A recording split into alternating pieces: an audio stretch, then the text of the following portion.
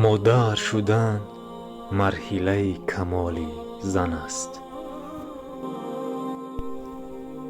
تار و پود مادر را از مهربانی بافتند.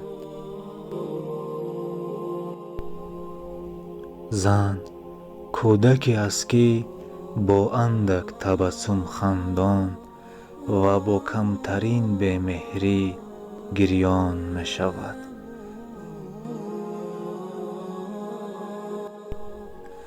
زن مانند گل است، آنگاه می شکفد که آبش دهی.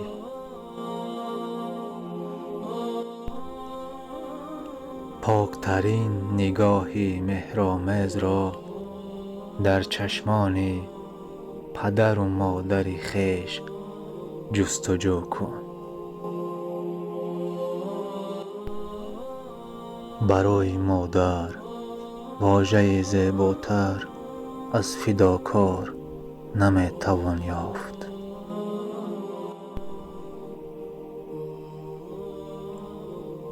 با پدر و مادر خود چنان رفتار کن که از فرزندان خود توقع داری.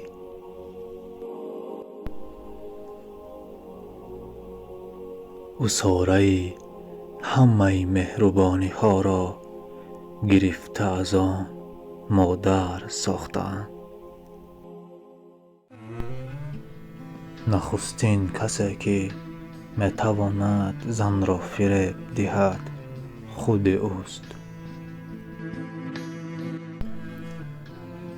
حرف قرآن در زبان با یاد مادر زنده ام.